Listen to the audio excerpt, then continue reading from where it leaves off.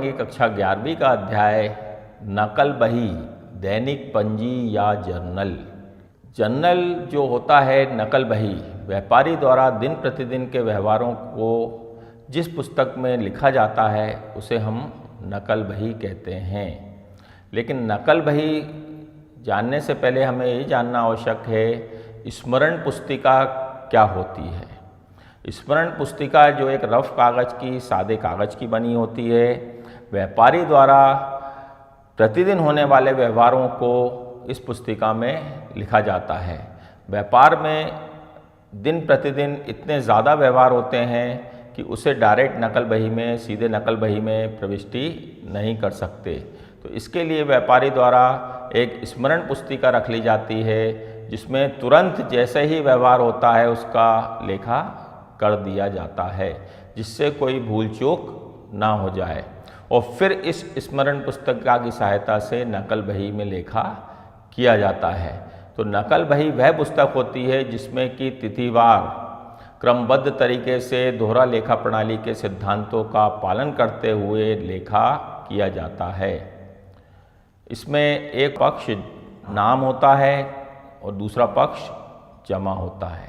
बच्चों, अब हम बात करेंगे खातों के प्रकार कि खाते कितने प्रकार के होते हैं, क्योंकि नकल बही में प्रविष्टि करने के लिए हमें खातों के प्रकारों को जानना आवश्यक है। तो खाते जो होते हैं वो 3 प्रकार के होते हैं। नंबर पहला, व्यक्तिगत खाता, पर्सनल अकाउंट। व्यक्तिगत खाता, पर्सनल अकाउंट, जैसा कि नाम है व्यक्ति, ये सभी व्यक्तियों को व्यक्तिगत खाते के अंतर्गत लिया जाता है। या समस्त बैंक हो गई, समस्त कंपनीज, ऑल कंपनीज जो होती हैं, इन सब के लिए व्यक्तिगत खाते का नियम फॉलो होता है। और व्यक्तिगत खाते का क्या नियम है कि receiver the debit and giver the credit. व्यापार में पाने वाले को नाम अर्थात डेबिट किया जाता है तथा देने वाले को जमा अर्थात क्रेडिट किया जाता है। नंबर 2, वास्तविक खाता या वस्तुगत खाता, इंग्लिश में रियल अकाउंट। तो जो रियल अकाउंट है, वास्तविक खाता है, इसमें वो वस्तुएं आती हैं जो हमारे पास रियल में होती हैं, जैसे building, furniture, plant, machinery, cash, ये एक्सेट्रा जितनी भी ये आर्टिकल्स हैं, ये सब काय में किसको बिलोंग करती हैं? Real account. और रियल अकाउंट में प्रविष्टि करने का क्या नियम है कि व्यापार में जो वस्तु आती है उसे डेबिट अर्थात नाम, तथा जो वस्तु जाती है उसे क्रेडिट अर्थात जमा किया जाता है। नंबर 3, नाम मात्र का खाता, नॉमिनल अकाउंट। नाम मात्र के खाते में व्यापार में होने वाली समस्त हानियों, व्ययों एवं आयों तथा लाभों का लेखा किया जाता है। इस खाते में प्रविष्टि करने का क्या नियम है कि व्यापार में समस्त हानियों एवं व्ययों को डेबिट अर्थात नाम तथा समस्त लाभों एवं आयों को क्रेडिट किया जाता है अर्थात जमा किया जाता है। तो यहाँ पर हम चर्चा करेंगे कि व्यय क्या होते हैं। ये व्यय जो होते हैं हमारे व्यापार में, जैसे जो हमारे खर्चे होते हैं वो तो अनगिनत होते हैं, फिर भी कुछ मुख्य खर्चों पर मैं प्रकाश डालूंगा। जैसे किराया दिया, रेंट पेड, ये हमारा खर्चा है। सैलरी पेड, वेतन दिया। बिजली का बिल चुकाया, इलेक्ट्रिक एक्सपेंसेस पेड। विज्ञापन के दिए, advertisement expenses paid. Travelling expenses paid, यात्रा व्यय चुकाए। तो दान में दिए, गिवन एज चैरिटी। मजदूरी दी, वेजेस पेड। तो ये हमारे एक्सपेंसेस होते हैं, खर्चे होते हैं। और नाम मात्र के खाते का हमने रूल पढ़ा कि समस्त खर्चों को डेबिट किया जाता है, नाम किया जाता है। अच्छा, अब आयों की बात करते हैं। तो व्यापार में इनकम ज़्यादा नहीं होती है। इनकम जो मेन मुख्य इनकम होती है व्यापारी की, वो होती है सेल्स, जिसके लिए वो सुबह से लेकर शाम तक अपनी दुकान पर व्यवसाय करता है। काय के लिए? सेल्स करने, बिक्री करने के लिए। और जो अदर इनकम होती है, मान लीजिए जो पैसा बैंक में जमा होता है उस पर उसको क्या मिलता है, ब्याज, तो इंटरेस्ट रिसीव्ड, ब्याज प्राप्त, ये एक इनकम हो गई। डिस्काउंट रिसीव्ड, मान लीजिए वो जब माल खरीदा तो उसको किसी से डिस्काउंट मिल गया, तो ये डिस्काउंट रिसीव्ड भी उसकी एक इनकम हो गई। ठीक है। कमीशन रिसीव्ड, मान लो कोई वो ऐसा काम कर देता है जिसमें उसका कमीशन बन जाता है, तो कमीशन रिसीव्ड, कमीशन प्राप्त होना भी उसकी एक आय हो गई। या मान लीजिए उसने दुकान का कुछ भाग किराए पर दे दिया है, रेंट पर दे दिया है, तो रेंट रिसीव्ड भी हमारी एक प्रकार की इनकम हो गई। तो ये होती हैं व्यापार की आय। तो अब हमने खातों के तीनों प्रकारों पर चर्चा करी। बच्चों, हमने खातों के प्रकारों के अंतर्गत 3 प्रकार के खातों पर चर्चा करी, व्यक्तिगत खाता, वास्तविक खाता, नाम मात्र का खाता। अब नकल बही में प्रविष्टि करने के पूर्व हमें व्यापार में होने वाले व्यवहारों के दोनों पक्षों का ज्ञान होना आवश्यक है, जिसके लिए हम अभ्यास करेंगे। फॉर एग्जाम्पल, सपोज कीजिए राकेश को 500 रुपये दिए। राकेश को 500 रुपये दिए। अब इस व्यवहार में कौन सा पक्ष डेबिट होगा और कौन सा क्रेडिट होगा, कौन सा नाम होगा, कौन सा जमा होगा, है ना, ये हमें निश्चित करना आना चाहिए। तो यहाँ हमने राकेश को दिए। देखो, जब भी किसी पर्सन का नाम आ जाता है, किसी भी पर्सन का नाम आ जाता है तो वो व्यक्तिगत खाते की ओर इशारा करता है कि यहाँ व्यक्तिगत खाते का रूल फॉलो हो रहा है। और चूंकि हमने नगद 500 रुपये दिए हैं, नगद कैश काय में आता है, वास्तविक खाते में, तो इसमें वास्तविक खाते का रूल भी फॉलो हो रहा है और व्यक्तिगत खाते का भी। तो हमने राकेश को दिए, तो यहाँ पाने वाला कौन हो गया, राकेश, रिसीवर द डेबिट, पाने वाला क्या होता है, डेबिट, तो राकेश क्या हो जाएगा, डेबिट, राकेश डेबिट, ये राकेश डेबिट हो जाएगा। ये तो क्लियर हो गया, राकेश डेबिट होगा नाम।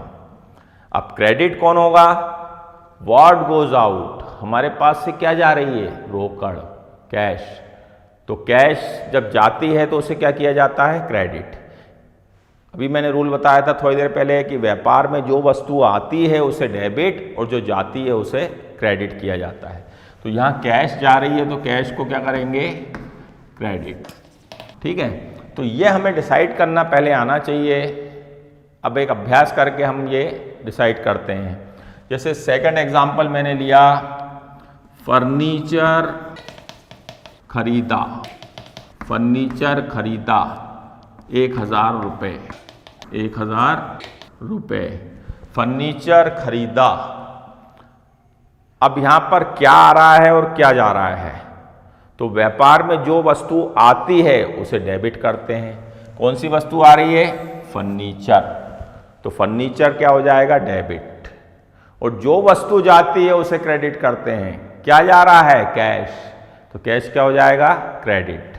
तो यहाँ फर्नीचर डेबिट और कैश क्या हो जाएगा, फर्नीचर हो गया हमारा डेबिट और कैश क्रेडिट। तो इसमें दोनों रूल वास्तविक खाते के लगे कि जो वस्तु आती है उसे डेबिट, जो जाती है उसे क्रेडिट। अब यहाँ फर्नीचर की जगह भवन भी हो सकता है, भवन खरीदा, building debit, cash credit, machine खरीदी, घोड़ा गाड़ी खरीदी, वाहन खरीदा, आप कुछ भी रख के एंट्री कर सकते हैं। माल खरीदा, माल खरीदा तो गुड्स डेबिट, कैश क्रेडिट। यहाँ गुड्स की जगह हम परचेज वर्ड भी यूज़ कर सकते हैं उसका ट्रांजेक्शन। ठीक है, अब देखो एक मैं नाम मात्र के खातों से संबंधित उदाहरण लेता हूँ। जैसे वेतन दिया, वेतन दिया कितने रुपए, 500 रुपये, सैलरी पेड। ठीक है, वेतन दिया, सैलरी पेड। तो यहाँ पर जो है वेतन, वेतन कौन से अकाउंट को बिलोंग कर रहा है, नाम मात्र का खाता। और नाम मात्र के खाते का रूल है कि समस्त व्ययों एवं हानियों को डेबिट किया जाता है। तो वेतन क्या हो जाएगा, डेबिट, ये तो क्लियर हो गया। एंड वेतन हम दे रहे हैं तो हमारे पास से क्या जा रहा है, जो वस्तु जाती है उसे क्या करते हैं, क्रेडिट। व्हाट गोज आउट, क्या गोज आउट हो रहा है, कैश, तो कैश क्या हो जाएगा, क्रेडिट। अब इस व्यवहार में वेतन क्या हो रहा है, डेबिट, और कैश क्या हो रहा है, क्रेडिट। तो salary debit and cash credit. एक अन्य उदाहरण में जैसे कमीशन मिला, कमीशन रिसीव, कमीशन मिला या प्राप्त हुआ, ठीक है, 500 रुपये। अब इसमें हमें डिसाइड करना है कि कौन सा खाता डेबिट होगा, कौन सा खाता क्रेडिट होगा।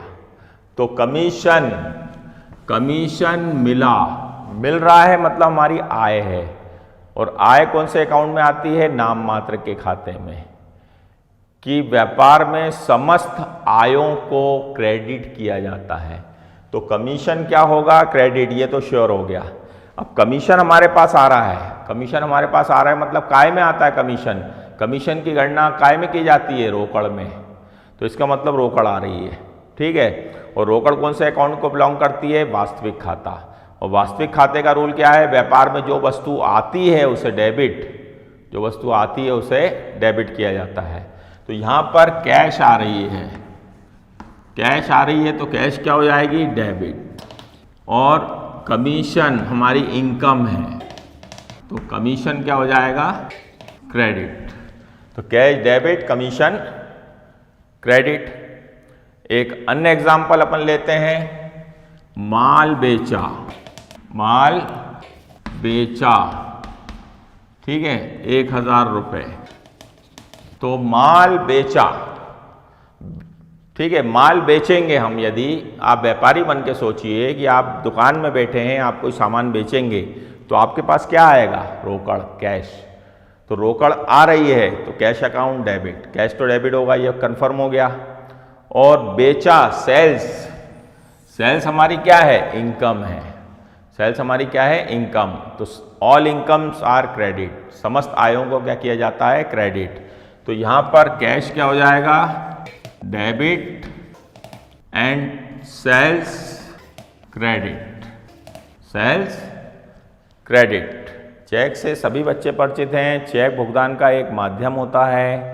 व्यापार में व्यापारी द्वारा चेक लिया भी जाता है और दिया भी जाता है। तो दोनों के अलग अलग नियम हैं, उन नियमों पर अपन चर्चा करेंगे। नंबर पहला, ए पॉइंट, चेक प्राप्त होने पर, चेक प्राप्त होने पर, जब कभी भी व्यापारी को चेक प्राप्त होता है तो वो उसे कैश मानकर व्यापार में रखता है। जब तक बैंक नहीं भेजा जाता उसको कैश मानकर व्यापार में रखा जाता है। तो जब भी चेक प्राप्त होगा तो उसे कैश अकाउंट डेबिट किया जाता है, या cheque in hand account debit करते हैं, या तो कैश, कैश और चेक इन हैंड क्या होगा, डेबिट, ठीक है। यदि ओनली चेक प्राप्त हुआ है तब तो cash account debit, cheque in hand account debit होगा। बट यदि चेक प्राप्त हो और उसी समय बैंक में जमा कर दें, यदि चेक प्राप्त हो तथा उसी समय बैंक में जमा कर दें, ठीक है।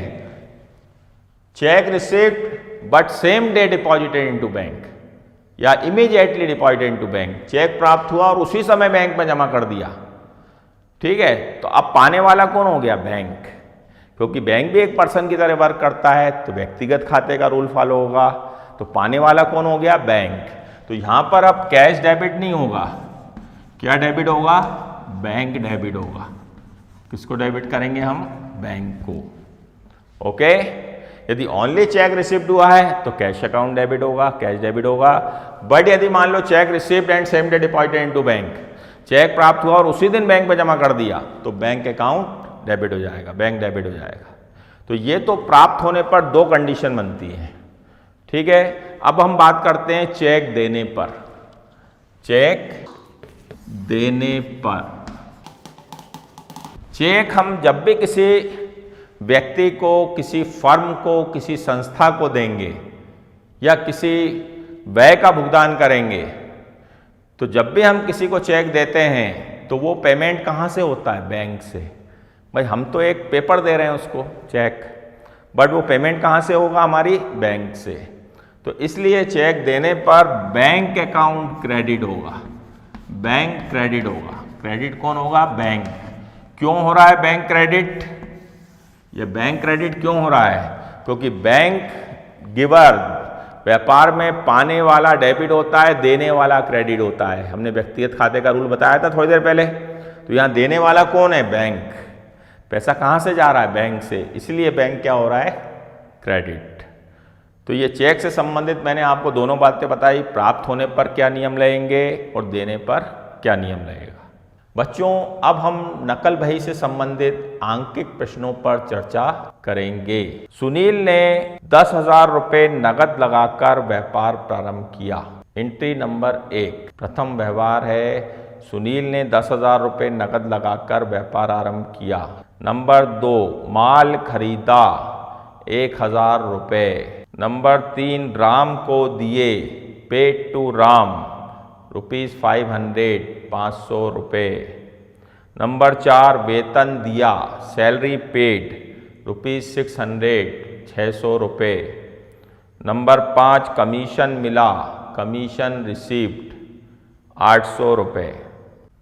देखिए बच्चों, जैसा कि प्रश्न में बताया गया है, नंबर 1, सुनील ने 10,000 रुपये लगाकर व्यापार प्रारंभ किया। ठीक है, तो सुनील 10,000 रुपये लगा रहा है, तो 10,000 रुपये व्यापार में क्या हो रहे हैं? आ रहे हैं। और व्यापार में जो वस्तु आती है उसे क्या करते हैं? डेबिट। ठीक है, और जो सुनील 10,000 रुपये लगा रहा है, तो सुनील क्या हो गया? एक व्यक्तिगत खाते को भी बिलोंग कर रहा है, तो देने वाला कौन हो गया? Sunil.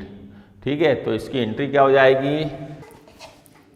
Cash account debit, cash account debit to capital account, cash account debit to capital account. इसके नीचे इसका एक नरेशन लिख दिया जाता है, being business started, being business started, व्यापार प्रारंभ किया।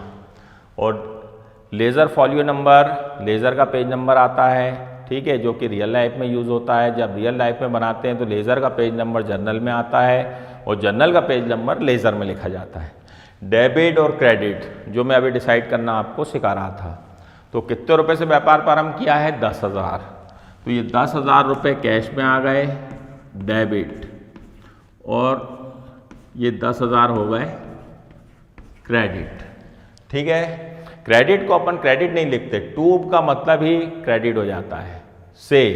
ठीक है, cash account debit to capital account, तो 10,000 रुपये डेबिट हो गए, 10,000 क्रेडिट। नंबर 2, माल खरीदा। अब माल खरीदा तो माल हमारे पास आ रहा है, माल आ रहा है और कैश क्या हो रहा है? जा रहा है। तो दोनों रूल वास्तविक खाते के लग रहे हैं कि व्यापार में जो वस्तु आती है उसे डेबिट और जो जाती है उसे क्रेडिट किया जाता है।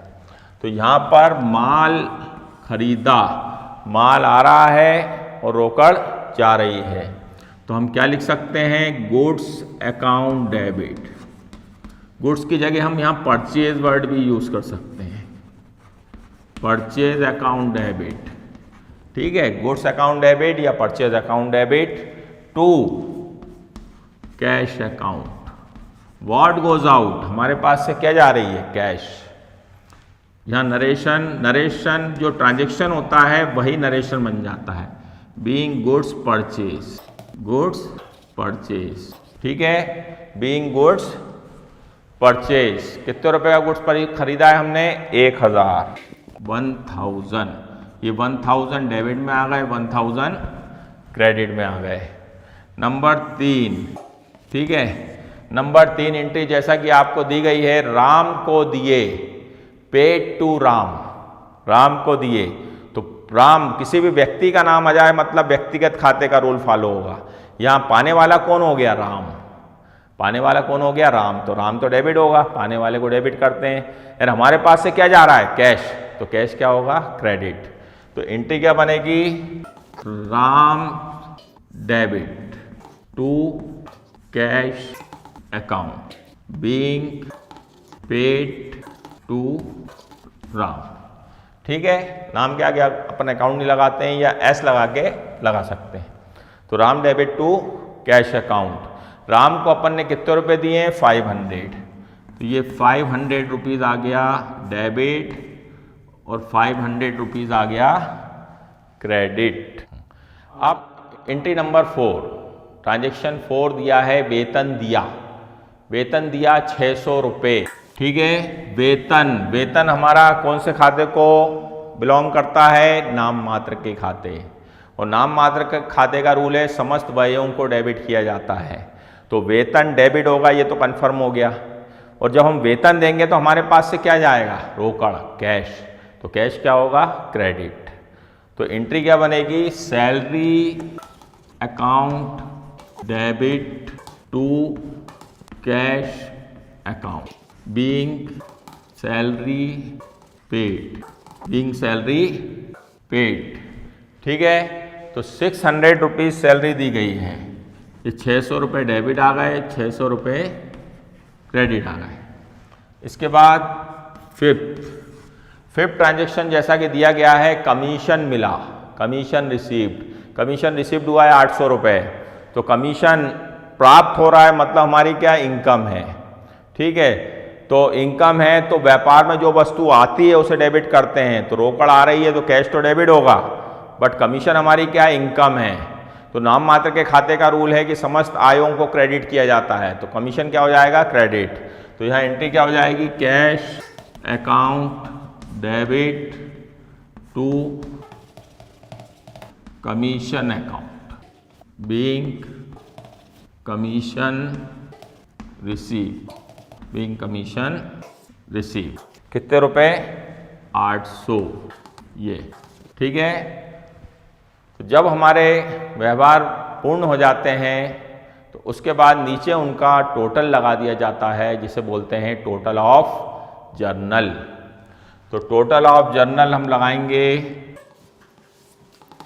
टोटल ऑफ जर्नल नकल बही का योग, नकल बही का योग। तो जैसे कि हमारा 10,000 और एक कितना हो गया? 11,500। 11,500 और 600 रुपये कितने हो गए? 12,100। 12,100 और 800 12,900। तो टोटल ऑफ जर्नल हमारा आ रहा है 12,900, 12,900 रुपीज़। तो 12,900 रुपये का हमारे व्यवहार हुए। बच्चों, आज हमने नकल बही पर आधारित कुछ प्रविष्टियों पर चर्चा की, आंकिक प्रश्न को हल किया। अब हम इस अध्याय से संबंधित कुछ महत्वपूर्ण प्रश्नों पर चर्चा करेंगे। प्रश्न क्रमांक 1, स्मरण पुस्तिका से क्या आशय है? What do you mean by memorandum book? प्रश्न क्रमांक 2, नकल बही की परिभाषा लिखिए। Right the definition of journal. प्रश्न क्रमांक 3, नकल बही के प्रमुख लक्षण या विशेषताएं लिखिए। Right the main characteristics of journal. प्रश्न क्रमांक 4, नकल बही की सीमाओं का वर्णन करो। Explain the limitations of journal. प्रश्न क्रमांक 5, नकल बही का महत्व समझाइए। Explain the importance of journal. तो बच्चों, आज हमने नकल बही पर आधारित प्रविष्टियों एवं आंकिक प्रश्नों पर चर्चा की। मैंने कुछ आपको महत्वपूर्ण प्रश्नों दिए हैं जिन्हें आप अपनी उत्तर पुस्तिका में नोट करें, ठीक है, और उनका अभ्यास करें। धन्यवाद।